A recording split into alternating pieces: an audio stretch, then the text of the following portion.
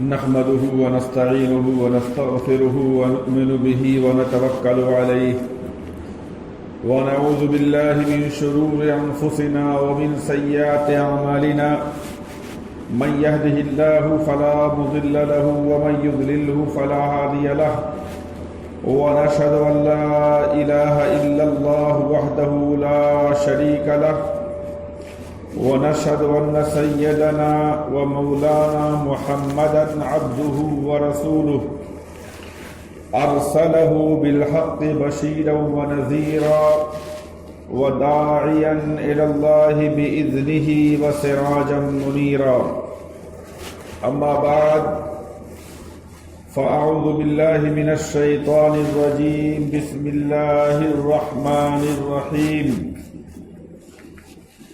ومن أظلم ممن منع مساجد الله أن يذكر فيها اسمه وسعى في خرابها وقال تعالى قل لن ينفعكم الفرار إن فررتم من الموت أو القتل وإذا لا تمتعون إلا قليلا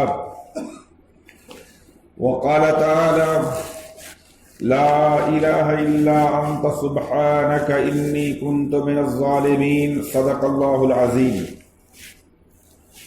وعن أبي العباس عبد الله بن عباس رضي الله تعالى عنهما قال للنبي صلى الله عليه وسلم يا غلام إني أعلمك كلمات احفظ الله يحفظك احفظ الله تجده تجاهك وإذا سألت فاسأل الله وإذا استعنت فاستعن بالله واعلم أن الأمة لو اجتمعت على أن ينفعوك بشيء لم ينفعوك إلا بشيء قد كتبه الله لك وإن اجتمعوا على أن يضروك بشيء لم يضروك إلا بشيء قد كتبه الله عليك رفعت الاقلام وجفت الصحف او كما قال علیہ الصلاۃ والسلام۔ محترم بزرگوں اور دینی بھائیوں، آپ سب کو معلوم ہے کہ کس خوف اور ایک دہشت کے ماحول میں آج ہم سب اور پوری دنیا جی رہی ہے، اور یہ ایک ایسی حقیقت ہے جو ہمارے سروں پر ہے اور ہماری نگاہوں کے سامنے موجود ہے، اور ہر شخص اس سلسلے میں متفکر بھی ہے۔ موجودہ وبائی صورتحال سے اور اس کے لیے اسباب اور تدابیر اور احتیاط بھی پورے طور پہ، انفرادی طور پہ اور حکومتی سطح پر برتی جا رہی ہے، یہ ہم سب کو معلوم ہے، اور اس سلسلے میں اتنی زیادہ جانکاریاں دی جا رہی ہیں اور معلومات پہنچائی جا رہی ہیں کہ موجودہ اضطراب اور پریشانی والی صورتحال کے بارے میں کچھ بتانا مقصود نہیں ہے۔ آپ سب بولنے والے، بیان کرنے والے سے زیادہ خود جانتے ہیں۔ آج کی اس مبارک محفل میں، جمعہ کے اس مبارک دن میں، ہمیں تو ہماری دین، ہماری شریعت سے کیا رہنمائی ملتی ہے اس پر روشنی ڈالنی ہے۔ ہمیں کیا کرنا ہے، ہمیں کیا سوچنا ہے۔ تو محترم بزرگوں اور دوستو، یہ جو وبا ہے جس کے بارے میں ابھی تو ہم سن رہے ہیں اور اکا دکا واقعات ہوتے جا رہے ہیں، مستقبل کے بارے میں فکر مندیوں کا زیادہ اظہار کیا جا رہا ہے۔ اس طرح کے واقعات، اس طرح کے حالات پہلے بھی آتے رہے ہیں، اور تاریخ میں کئی دفعہ اس طرح کی عمومی تباہی اور عمومی اللہ کی طرف سے آزمائش کے واقعات ہوئے ہیں، اسلام کے آنے کے بعد بھی اور اسلام سے پہلے بھی۔ تاریخ میں ملتا ہے کہ جب اسلام سے پہلے کلیسا اور عیسائی مذہب نے دنیا پر حکومت کا نظام سنبھالا، اور عیسائیوں اور عیسائیت کے مذہبی رہنماؤں جو راہب کہہ سکتے ہیں اور جو پادری لوگ ہوتے تھے، اور وہ بھی اپنے کو عیسیٰ علیہ السلام کو ماننے والے اللہ کا بندہ سمجھتے تھے۔ جس زمانے میں عیسائیت اور یہودیت اتنی بگڑی ہوئی نہیں تھی، جو مکمل طور پہ خدا سے کٹ کر کے شرک میں مبتلا ہو چکی ہے، جیسا کہ آج کے زمانے کے لوگ ہیں۔ قدیم زمانے میں اسلام سے پہلے ان کا رابطہ کچھ اللہ سے تھا اور خدا کو ایک حد تک مانتے تھے۔ چنانچہ طاعون کے سلسلے میں، وبائی امراض کے سلسلے میں، عیسائی پادریوں اور چرچ کا یہ خیال تھا کہ بھائی جب اس طرح کی وبا اور عمومی بیماری لوگوں کو پکڑ لے تو اس کا علاج نہیں کرنا چاہیے اور اس پر کوئی رحم بھی نہیں کھانا چاہیے۔ یہ آج ہی حضرت مولانا خالد صفی اللہ صاحب دامت برکاتہ کا جمعہ کے ایڈیشن میں ایک مضمون چھپا ہے، اس میں انہوں نے تحریر کیا ہے کہ وہ ایسے مریضوں کو بے یار و مددگار بے سہارا چھوڑ دیتے تھے اور وہاں سے دور بھاگ دیتے تھے عیسائی لوگ۔ ان کا دعویٰ کیا تھا کہ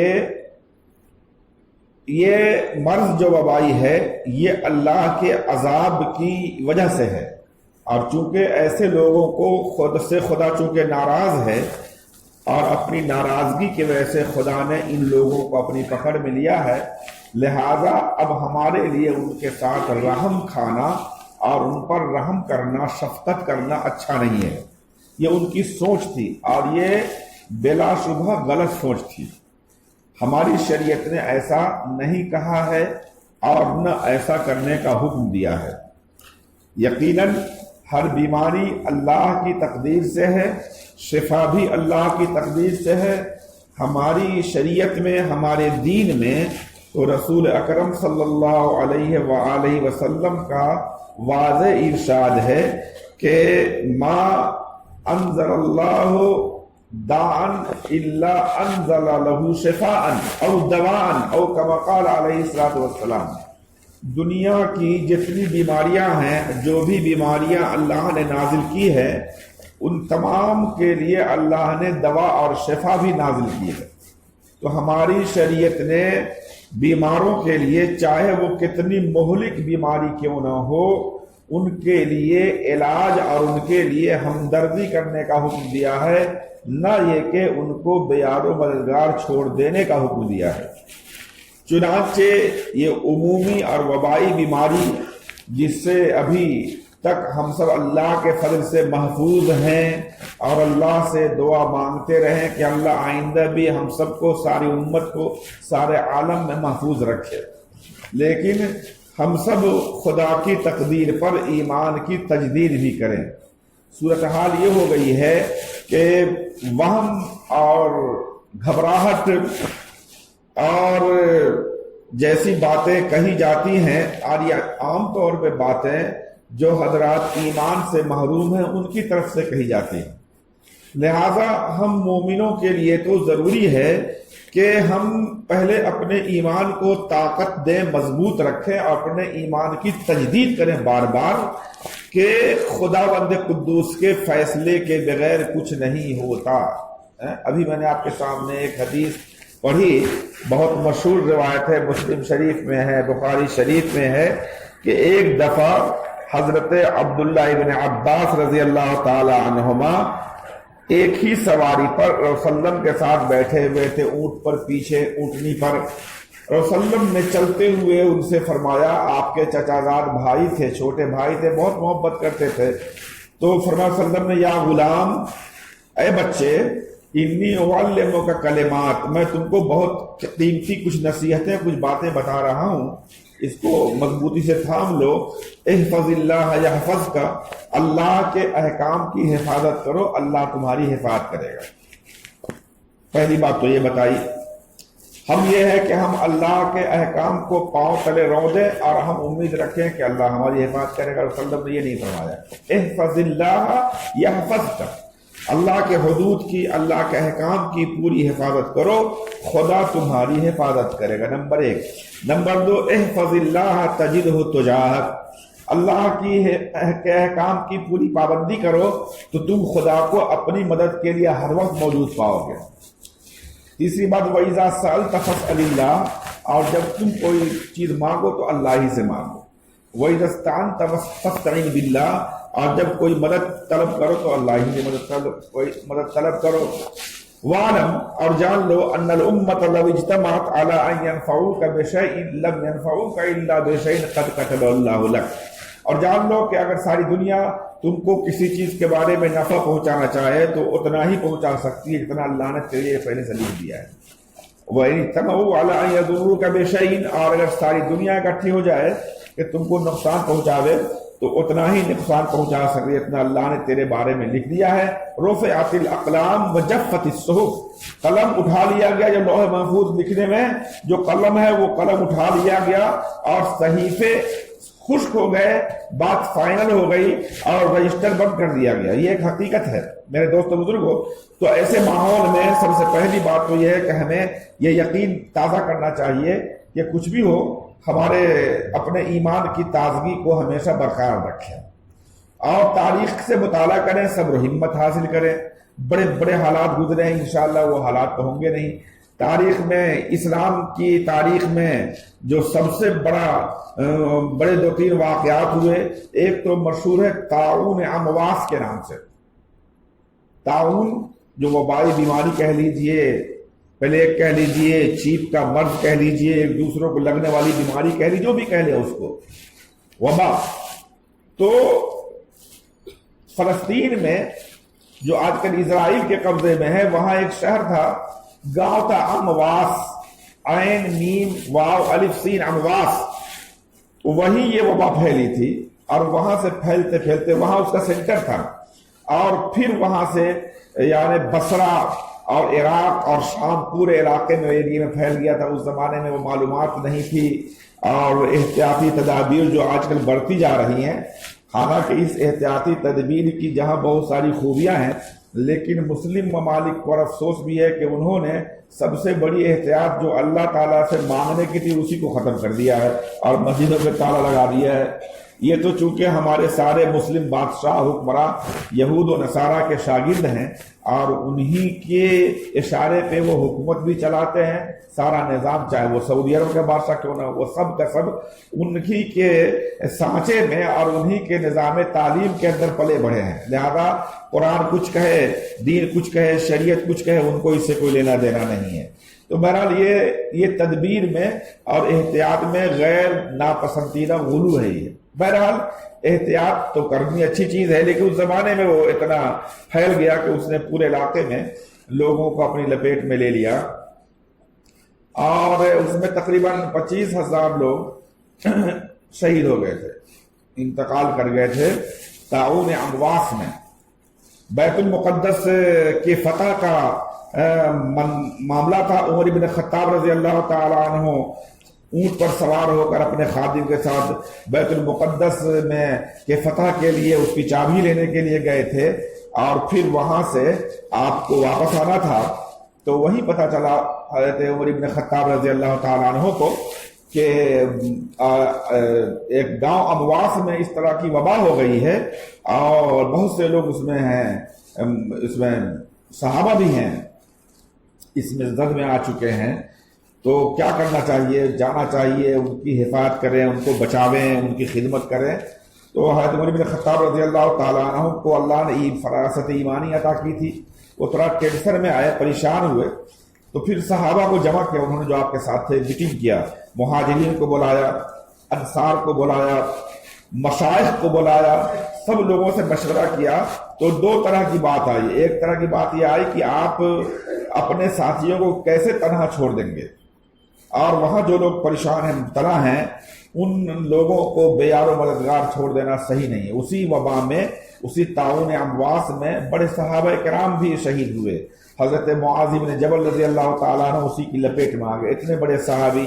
اسی طریقے سے شرحبیل ابن حسن رضی اللہ تعالیٰ عنہ، حضرت ابو عبیدہ ابن جراح رضی اللہ تعالیٰ عنہ، حضرت فضل ابن عباس رضی اللہ تعالیٰ عنہ، اور کئی صحابہ، بڑے بڑے صحابہ رضی اللہ تعالیٰ عنہ شہید ہو گئے اس واقعے میں۔ تو حضرت عمر رضی اللہ تعالیٰ عنہ کو کچھ کھٹک ہوا کہ کیا کرنا چاہیے، مشورہ کیا۔ تو بہرحال اسی مشورے کے درمیان ایک صحابی ہیں، انہوں نے عرض کیا کہ مجھے اس سلسلے میں ایک روایت معلوم ہے، عمر بن خطاب رضی اللہ عنہ کو معلوم نہیں کہ وہ روایت۔ تو اس موقع پر انہوں نے وہ حدیث سنائی کہ رسول اللہ علیہ وسلم نے فرمایا تھا کہ جب ایسی وبائی شکل کسی شہر میں، کسی علاقے میں ہو جائے تو باہر کے لوگ وہاں نہ جائیں اور وہاں کے لوگ باہر نہ نکلیں۔ تو عمر بن خطاب رضی اللہ تعالیٰ عنہ کھڑے ہو گئے اور فرمایا کہ اب ہم واپس مدینہ جا رہے ہیں۔ اور جو ارادے میں تذبذب تھا کہ امواس نامی بستی میں جائیں یا کیا کریں، تو انہوں نے ارادہ ترک کر دیا۔ تو عمر بن خطاب رضی اللہ تعالیٰ عنہ سے بعض لوگوں نے کہا تفر من قدر اللہ، اے امیر المومنین کیا آپ اللہ کی تقدیر سے بھاگ رہے ہیں کیا؟ یعنی اللہ کا کچھ فیصلہ اور آپ چاہتے ہیں بھاگ جائیں؟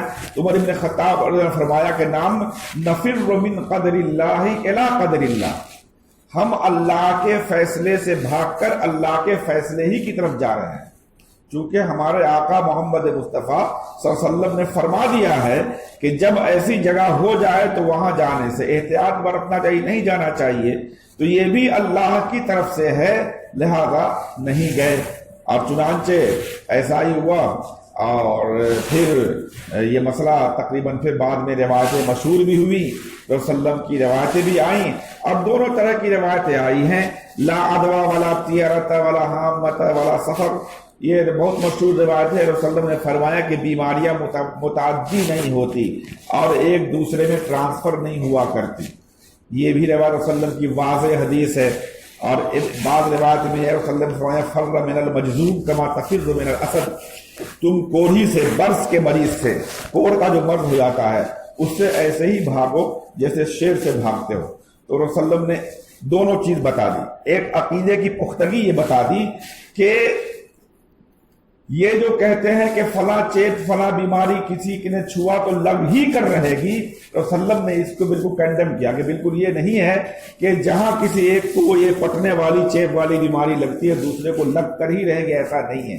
اس میں بھی اللہ کی مرضی جب تک شامل نہیں ہوگی اس وقت تک یہ چیز لگے گی نہیں کسی کو۔ لگنا تو ہے لیکن یہ مسلمان کو اپنے عقیدے کی درستگی رکھنے کا حکم دیا گیا ہے کہ وہ عقیدہ یہ رکھے کہ خدا کے مرضی، خدا کے فیصلے کے بعد ہی یہ کام ہو سکتا ہے، احتیاط بھی رکھیں۔ اور جہاں بھاگنے کا حکم دیا اس طرح کے وبا سے، اس میں وہی ہے کہ آدمی لا تلقوا بأیدیکم الی التہلکہ، اپنے آپ کو ہلاکت میں کیوں ڈالو گے؟ یہ عقیدہ بھی رکھو کہ خدا کے فیصلے حکم کے بغیر کچھ ہوگا نہیں، اور یہ بھی رہنا چاہیے احتیاط کہ آدمی جب تندرست ہے تو پھر ایسی جگہوں پر اپنے آپ کو نہ لے جائے۔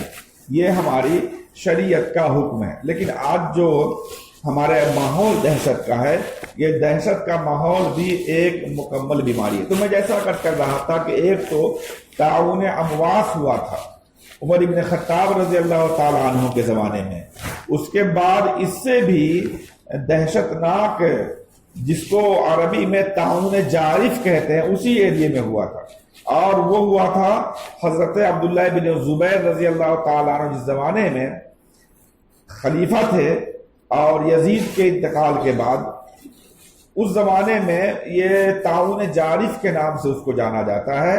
اس میں وہ اتنا زیادہ تھا کہ تقریباً 3/4 آبادی ختم ہو گئی تھی اس علاقے کی، اور 70,000 آدمی ایک دن میں انتقال کیے تھے، شہید ہوئے ایک دن میں۔ اور اسی میں انس رضی اللہ تعالیٰ عنہ، اب بہت سے لوگ یہاں پر اعتراض کر دیں گے کہ یہ کیسی بات کر رہے ہیں۔ انس رضی اللہ تعالیٰ عنہ کو رسول اللہ علیہ وسلم نے دعا دی تھی، اللہم اکثر مالہ وولدہ، اے اللہ ان کے مال میں اور ان کی اولاد میں اضافہ فرما۔ تو اللہ نے اتنی اولاد دی، اتنی اولاد دی، اتنی اولاد دی کہ ان کو بصرہ میں ایک الگ پورا گاؤں بسانا پڑا تھا، ایک پورا ایریا بسانا پڑا تھا اپنی اولاد در اولاد کے لیے۔ تو اسی تعاون جارف میں کتابوں میں لکھا ہے کہ ان کی 70 اولاد ایک دن میں شہید ہو گئی تھی، 70۔ 70. اور اسی طرح عبد الرحمن ابن ابی بکر رضی اللہ تعالیٰ عنہ کی 40 اولاد ایک دن میں اسی تعاون میں انتقال کر گئے تھے، دنیا سے چلے گئے تھے. اسی طرح کسی کے 30، کسی کے 20، 10. یہ بھی ایک بہت بڑا سانحہ تھا. تو اس میں 70,000 کے قریب لوگ گئے تھے، اس سے بھی زیادہ بڑی تعداد بتائی جاتی ہے. اس کے بعد بھی کئی موقع پہ تیسرے چوتھے 4 بڑے تعاون ہیں. ایک تو رسول اللہ وسلم کے زمانے میں حدیبیہ کے سال ملک شام یورپ وغیرہ کے علاقے میں ہوا تھا. تو میرے دوستوں بزرگوں، بہرحال یہ سب واقعات گزر گئے ہیں. اللہ کا کرم ہے، اللہ کی ذات سے امید ہے کہ وہ نوعیت تو انشاءاللہ نہیں آئے گی، لیکن بہرحال ہم سب کو اس بارے میں اپنے عقیدے کو درست رکھنا چاہیے. گھبراہٹ کے مقابلے میں ہماری گھبراہٹ سے کوئی فائدہ ہونے والا نہیں ہے، اور بے خبری سے بھی کوئی فائدہ نہیں ہونے والا ہے. ویسا نہیں کہ ہم آپ کو نصیحت کر رہے ہیں تو ہم بہت بڑے ہمت والے، ہم بھی آپ ہی کی طرح ڈرے ہوئے ہیں اور اپنے اطمینان کے لیے کہہ رہے ہیں تاکہ اللہ ہم کو بھی سکون اطمینان دے اور سب کو اللہ ہمت دے. تو سب سے اول بات یہ ہے اس میں کہ ہم کو نبوی طریقہ اور ہماری شریعت میں صحابہ کرام کے معمولات سے فائدہ اٹھانا چاہیے. سب سے پہلی بات تو یہ ہے کہ وہم کا کوئی علاج نہیں. وہم سے بھی لگتا ہے کہ بہت سے بیمار پڑیں گے. اگر یہ وہم کو نہیں ختم کیا تو خطبات حکیم الاسلام کتاب ہے قاری طیب صاحب کی 10ویں جلد میں 10ویں والم میں انہوں نے حضرت تھانوی کا جملہ نقل کیا ہے، پورا واقعہ نقل کیا ہے کہ دہلی میں جس زمانے میں تعاون وغیرہ ہوا تھا تو اس زمانے میں رمضان میں لوگ کلام پاک کا ورد سنتے تھے اور تلاوت کا ورد ہوتا تھا، لوگ سنتے تھے. بہت سے لوگ سننے آتے تھے، ذات کا مجمع ہوتا تھا، کلام پاک کی تلاوت سنتے تھے. تو حضرت تھانوی نے خود لکھا ہے کہ میرے استاد نے مجھے بتایا کہ ایک شاعر مومن خان گزرے ہیں، ان کا کوئی دوست تھا، وہ بھی سننے آتے تھے کلام پاک. تو اس دوست نے مومن خان سے کہا کہ بھائی ہم تو جاہل آدمی کو سن لیتے ہیں، لیکن جب وہ سورت آوے جس سورت کو مردوں پر پڑھا جاتا ہے، یعنی کس سورت کو؟ سورہ یاسین شریف کو، تو جب اس کے سننے کی باری آئے تو ہم کو بتا دینا پہلے سے. اس دن ہم نہیں آویں گے، ہم کو ڈر لگتا ہے کہیں ایسا نہ کہ وہ سورت سنے اور ہم مردوں کی لسٹ میں چلے جائیں. تو مومن خان سے کہا کہ جب وہ سورت آنے والی ہو تو مجھے بتا دینا. تو انہوں نے کہا وہ تو آ گئی. تو اس نے کہا وہ سن لیا میں نے کہا. تو کہاں وہ؟ تو بس کرے اسی ٹائم پہ اس کو بخار چڑھا اور گھر جا کر کے 3 دن تک بستر کر رہا اور پھر مر گیا وہ. تو یہ ایک حقیقت ہے، تھانوی آن دا ریکارڈ کہہ سکتے ہیں، کتاب میں لکھی ہوئی بات ہے. تو اب بہت سے حضرات اس میں سے بھی کتنے لوگ ہوں گے، کسی کو چھینک آئی اور کسی کو کچھ سینے میں تکلیف ہوئی تو لے کے وہ پڑ گیا کہ جب ہم کو تو ہو گیا. انشاءاللہ ایسی چیز نہیں ہے. آپ احتیاط رکھیں، تدبیر اختیار کریں، دعائیں کرتے رہیں. تو اس چیزوں کو نگاہ میں رکھ کر کے اطمینان رکھنا چاہیے، اپنے قلبی اطمینان کرنا چاہیے. دوسری بات یہ ہے کہ اس کو کوئی مصیبت اللہ کی قدرت سمجھ لیں اور خدائی فیصلہ سمجھ لیں. آپ کو حیرت ہوگی کہ اس وبائی بیماری کے بارے میں کتاب حافظ ابن حجر عسقلانی، بہت بڑے محدث، بخاری شریف کے سب سے بڑے شارح اور بخاری شریف کو دنیا میں سمجھانے والے، یعنی ہمارے علماء کے درمیان مشہور ہے کہ امام بخاری رحمت اللہ علیہ کا ساری دنیا کے مسلمانوں پر احسان ہے کہ اتنی صحیح کتاب لکھ کر کے جمع کر کے دی. تو بخاری شریف کا احسان ساری دنیا کے مسلمانوں پر، اور حافظ ابن حجر کا احسان امام بخاری پر. امام بخاری رحمۃ اللہ علیہ کی اس کتاب کو سمجھانے میں اور اس کو کھول کر بتانے میں، اس کے معنی مطالب کی تشریح کرنے میں سب سے بڑا رول علامہ حافظ ابن حجر عسقلانی کا ہے. فتح الباری ان کی کتاب ہے. تو ان کی کئی کتابوں کے مصنف ہیں وہ حافظ ابن حجر رحمۃ اللہ علیہ. تو اسی سلسلے میں کتاب ہے 400 سے زیادہ پیج کی ہے، المعون فی فضل الطاعون. بہت حیرت ہوتی ہے، کتاب کا نام ہے معون اور تعاون کی فضیلت میں، یہ وبائی امراض کی فضیلت میں، جو وبائی بیماری ہوتی ہے اس کی فضیلت ہے۔ ہم تو مصیبت، زحمت اور نہ جانے کیا کیا سوچ کے رکھے ہوئے ہیں، لیکن انہوں نے پوری کتاب اتنی موٹی لکھ دی ہے، فضل تعاون، اور پھر پوری تاریخ ہے، وہ لمبی باتیں ہیں۔ بہرحال مختصراً یہ باتیں لکھی ہیں کہ کبھی دماغ میں بھی آدمی بھاگ جانے کی نہ سوچے۔ سورت میں تو ہوا تھا بہت سال پہلے، تو اس میں تو لوگ بھاگ گئے تھے کئی جگہ، لیکن اس سے منع کیا گیا، رسول اللہ نے منع فرما دیا ہے کہ کوئی نکلے نہیں وہاں سے، باہر کا آدمی نہ جائے۔ تو اس کتاب میں انہوں نے لکھا ہے کہ قرآن پاک کی جو یہ آیت ہے ابھی جو میں نے آپ کے سامنے تلاوت کی، قُلْ لَن يَنْفَعَكُمُ الْفِرَارُ إِنْ فَرَرْتُمْ مِنَ الْمَوْتِ أَوِ الْقَتْلِ، اے لوگوں، موت اور خوف کے ڈر سے اگر تم بھاگنا چاہو گے تو یہ بھاگنا تم کو نفع نہیں دے گا۔ وَإِذًا لَا تُمَتَّعُونَ إِلَّا قَلِيلًا، اور تم بہت تھوڑا سا زندگی سے فائدہ اٹھا سکتے ہو۔ لہذا علامہ تاج الدین سبکی رحمۃ اللہ علیہ نے اس آیت کی تشریح میں لکھی ہے کہ میرا یقین ہے، مشاہدہ ہے کہ جو شخص بھی تعاون کے خوف سے نکل کے بھاگا ہے تو لمبا نہیں جی سکا ہے، بعد میں وہ کسی نہ کسی بیماری میں آ گیا ہے۔ لہذا ہم تعاون اس لیے بول رہے ہیں کہ تعاون تو ہے نہیں، لیکن بہرحال کچھ جھلک اور کچھ پریشانیاں جو دہشت ہے، اس بارے میں مومن کو اپنی کمر کسنی چاہیے اور اپنے حالات کو دور رہیے، اور ہم کو دوسری باطل قوموں کے لیے بھی رہنمائی کا کام کرنا چاہیے، بجائے اس کے کہ ہم دوسرے لوگوں کی باتیں لے لیں۔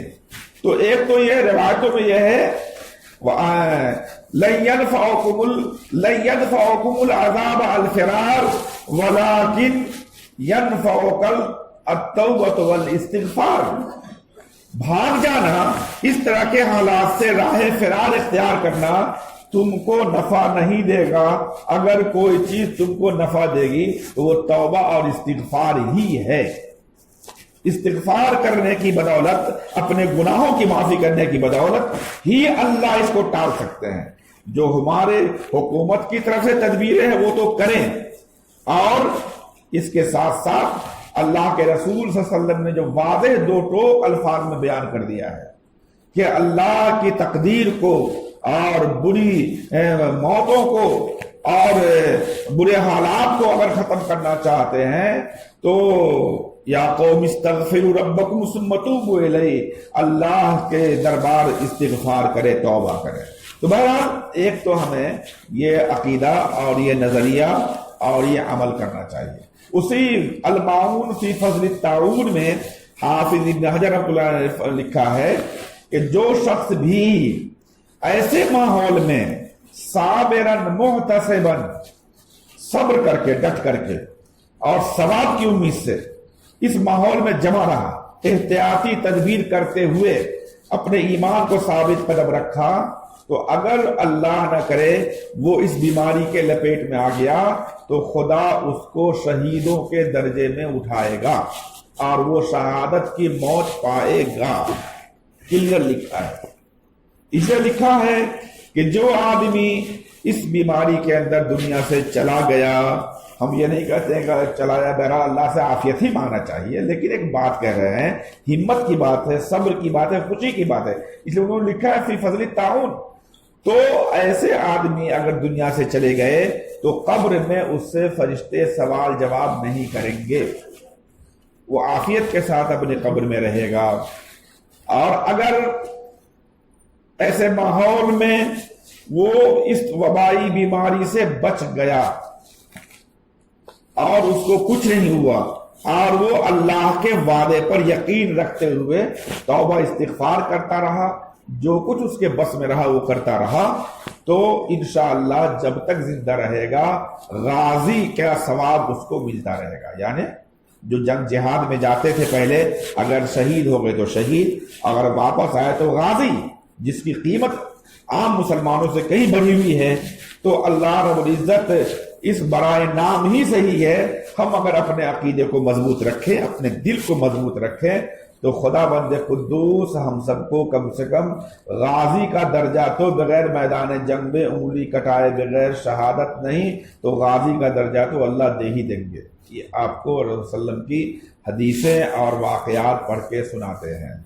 اللہ رب العزت ہمیں ان تمام احتیاطی تدابیر کے ساتھ وہ تدبیریں دعاؤں اور استغفار والی کرنے کی توفیق عطا فرمائے جو الصادق المصدوق حضور اکرم صلی اللہ علیہ وسلم کا ایسے حالات کے لیے بتایا گیا ہے. سمجھ گئے نہیں؟ اس میں سب سے اہم چیز جو آپ سے عرض کی گئی کہ سب سے پہلا کام توبہ استغفار. اور استغفار کا ایک مطلب استغفر اللہ ربی من کل ذنب واتوب الیہ، ٹھیک ہے یہ بھی مفید ہے، لیکن دل سے توبہ، دل سے استغفار، دل سے اپنے گناہوں پر ندامت طے کریں. ہم لوگ یہ یاد رکھیے کہ واضح روایت ہے کہ ما ظہر فی قوم الفحشاء، جب بھی کسی قوم میں بے حیائی ظاہر ہوئی ہے، زنا بدکاری ظاہر ہوئی ہے، تو اللہ ایسے لوگوں پر وبائی امراض بھیج دیتے ہیں، اللہ ان میں طاعون ڈال دیتے ہیں. ہم سب یہ دیکھ لیں کہ کیا الا ماشاء اللہ ہر آدمی نگاہ کی زنا میں مبتلا ہے کہ نہیں. ہم توبہ کریں اللہ تعالیٰ کے دربار سچے دل سے کہ اللہ ہم توبہ کرتے ہیں بدنگاہی سے، اللہ ہم توبہ کرتے ہیں جھوٹ بولنے سے، توبہ کرتے ہیں حرام مال ناحق کھانے سے، توبہ کرتے ہیں کسی کو ناحق ستانے سے، ہر طرح کے گناہ کبیرہ سے. اور بالخصوص جو آج کے زمانے میں نگاہ کا گناہ ہے موبائل کے ذریعے، اس سے تو ہم سب لوگ ابھی اللہ کے حضور سچے دل سے توبہ کر کے اٹھیں کہ اللہ معاف فرما دیجئے. اور اگر ہمارے لیے یہ توبے کا یہ سنہرا موقع ہم نے اس کو استعمال کر لیا، شادی بیاہ میں کتنی فضولیات ہو رہی ہیں، یعنی جب سے یہ NRC کا اور ہم ملک کے حالات کا دور چلا ہے تب سے ہم بھی آپ ہی لوگوں کے درمیان رہتے ہیں، آتے جاتے ہیں. مجھے تو احساس نہیں ہوا کہ مسلمانوں نے اس خوف سے اپنی عیاشی چھوڑ دی ہے، نہیں چھوڑی ہے.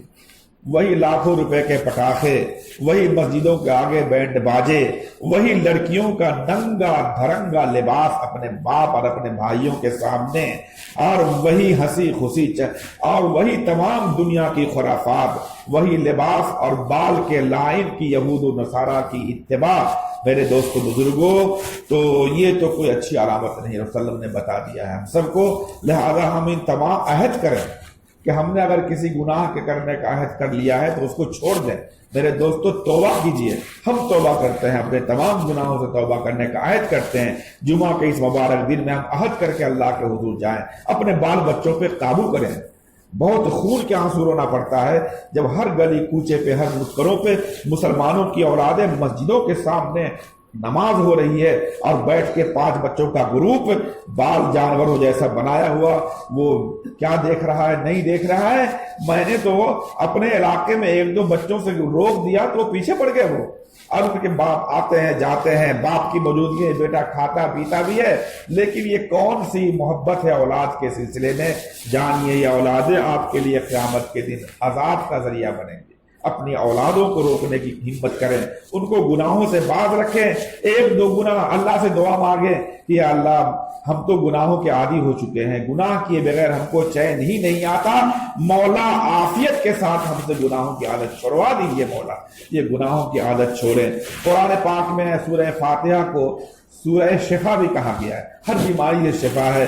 آپ صبح و شام سورہ شفا الحمدللہ رب العالمین پڑھ لیا کرے 3 بار، قل هو اللہ پڑھ لیا کرے 3 بار، معوذتین پڑھ لیا کرے 3 بار. ہمارے اکابرین نے بعض خواب میں بھی مبشرات ہیں. رسول اللہ صلی اللہ علیہ وسلم نے کو جس نے خواب میں دیکھا اس نے رسول اللہ ہی کو دیکھا. تو عام طور پہ سارے خواب کی تو بات نہیں ہے، لیکن جو مستند جن کے اللہ کے ولیوں نے اور ہمارے اکابرین نے جس کی تائید کی ہے اس پہ تو عمل کریں. اور رسول اللہ فکر مند ہے امت کے لیے اپنی قبر میں.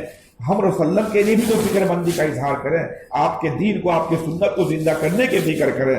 اور یہ موقع ہوتا ایسا موقع انسان کے سدھرنے کا، یو ٹرن لینے کا. قرآن میں اللہ نے فرمایا ہے وَلَنُذِيقَنَّهُم مِّنَ الْعَذَابِ الْأَدْنَىٰ دُونَ الْعَذَابِ الْأَكْبَرِ لَعَلَّهُمْ يَرْجِعُونَ. ہم کبھی کبھی چھوٹے مصیبت میں ڈال کر کے ان کو آخرت کے بڑے عذاب سے بچانے کے لیے ان پر حالات ڈالتے ہیں۔ ہم سمجھے کہ خدا نے اس بہکی ہوئی دنیا میں جہاں برائی اور زناکاری اور فحاشی عموم طور پہ کھلے عام کی جا رہی ہے اور اس کو فیشن میں اور نئے اسٹائل میں شامل کیا گیا ہے، تو اس سے ہم امت کے لوگ اور رسول وسلم کے ماننے والے کم سے کم ضرور ان چیزوں سے بچیں۔ رسول وسلم نے دعائیں بھی بتائی ہیں، اللہم انی اعوذ بک من البرص والشقاق والنفاق، اللہم انی اعوذ بک من سیء الاسقام، اے اللہ ہم تمام برا مہلک بیماریوں سے اللہ آپ کی پناہ چاہتے ہیں۔ یہ دعائیں ہیں، لا الہ الا انت سبحانک انی کنت من الظالمین کے بارے میں قرآن میں بڑی فضیلت ہے کہ جس طرح یونس علیہ السلام مچھلی کے پیٹ میں جو گر گئے تھے، تاریکی میں تھے، بچنے کی کوئی امید نہیں تھی، ان کو مچھلی نے نگل لیا تھا، اب وہ مچھلی کا لقمہ بن کے مچھلی کے پیٹ میں ختم ہو کے فنا ہو جانے والے تھے، لیکن اس موقع پر انہوں نے یہ دعا پڑھی، لا الہ الا انت سبحانک انی کنت من الظالمین فنجیناہ من الغم وَكَذَلِكَ نُنْجِي الْمُؤْمِنِينَ، ہم نے ان کو غم سے نجات دیا اور ان کو باہر کر دیا۔ آئندہ جو مومن بھی اس کو صدق کے دل سے پڑھے گا، سچے دل سے پڑھے گا، تو ہم اس کو بھی غم سے اور مصیبت کے پیٹ سے نکال دیں گے۔ یہ تو بڑی فضیلت کی بات ہے۔ پڑھتے رہیں لا الہ الا انت سبحانک انی کنت من الظالمین، 3 بار صبح پڑھ لیں، 3 بار شام پڑھ لیں، آیت الکرسی پڑھ لیں، دم کر کے جتنی تدبیریں ہیں ان سب کو اختیار کریں، اور اصل چیزیں یہ ہیں ان سب کو بھی استعمال کریں۔ اللہ ہم سب کا حافظ و ناصر ہو، سارے امت کی اس حالات میں حفاظت فرمائے، اور اللہ اپنے دربار میں جب بلائے تو ایمان کی، دین کی سلامتی کے ساتھ اور مکمل بخشائش کے ساتھ اللہ اپنے دربار میں ہم سب کو بلائے۔ وآخر دعوانا ان الحمد للہ رب العالمین۔